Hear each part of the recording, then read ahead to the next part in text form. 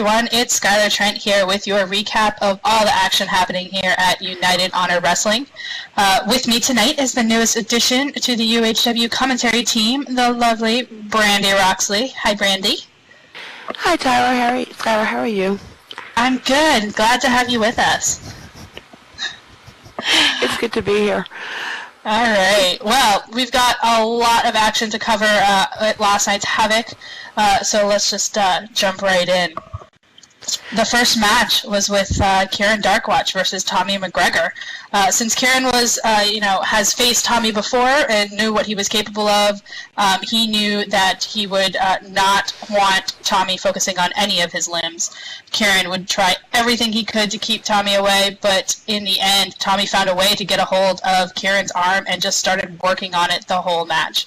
Kieran was able to escape, and tried to mount an offense, but it wasn't enough because Tommy got a hold of that arm yet again and went for the battered Mars bar submission, forcing Kieran to tap out. Ooh. And well, before the next match would begin, Elias Swiftwind would give the reason why Tara Duffield didn't show up for her match against Rosalind. Apparently, Maxine Darkwatch informed Tara that she would take care of the arrangements to have the match postponed and for her to go ahead and take a vacation. Because of this, Miss Swiftwind had rescheduled the match for Havok, and she ordered Maxine to replace Tara. But also, Elias threatened that if Maxine refused in any way before there could be a result, she would be fired on the spot. So that second match was, in fact, Maxine Darkwatch versus Rosalind the Black Panther for the women's tournament semifinals. Max came out angry, stating that it wasn't fair what Elias was making her do.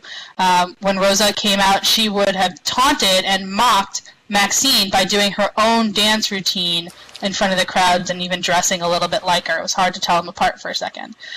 Rosa would begin the assault on Sinfully Devilish, and Maxine would try to get away, but Rosa was hot on her trail. At one point, Maxine actually climbed out of the ring to cry in her husband's arms while Rosa continued to mock her in the ring. Eventually, she would try and make an attempt at Rosa to put in an offense, but Rosa was able to get her in the end with the schoolboy pin for the win and advancing to the finals. And our third match was Justine Thyme against Dominique Jackson. Dominique would start out strong against the Brit and would not let her get any advantage. Dominique was very dominant in the first part of the match. However, Justine was able to make a comeback and begin to take control. Dominique would try her best to regain the match, but Justine was just too quick for her and would then use the sonic screwdriver for the win. And then, of course, there was the main event, which was for the UHW United Universal Championship. Wolfie Kessel, our champion, would defend his title against Maven Gothley. After showing some good sportsmanship, both men would circle each other in the ring, try and one-up each other. Both Maven and Wolfie would give out a series of punches and kicks and strikes in order to see who was the better man. Wolfie would gain a small advantage, but was stopped cold when Maven hit him with a ferocious lariat.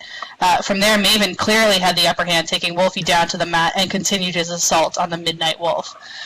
Towards the end of the match, it would seem that there would be a new champion as Maven was setting Wolfie up for his finisher, the Welder's Flash. However, as soon as Wolfie got up, instincts kicked in, and he just plowed Maven with a Raging Spear. He followed that up with a Feral Rage 2.0 and almost had the win.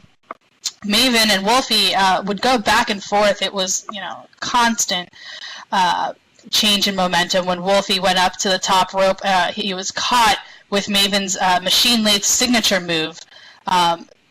He tried to get his head-on collision, but Wolfie moved out of the way at the last second and caught him with the Scavenger, successfully defending his title.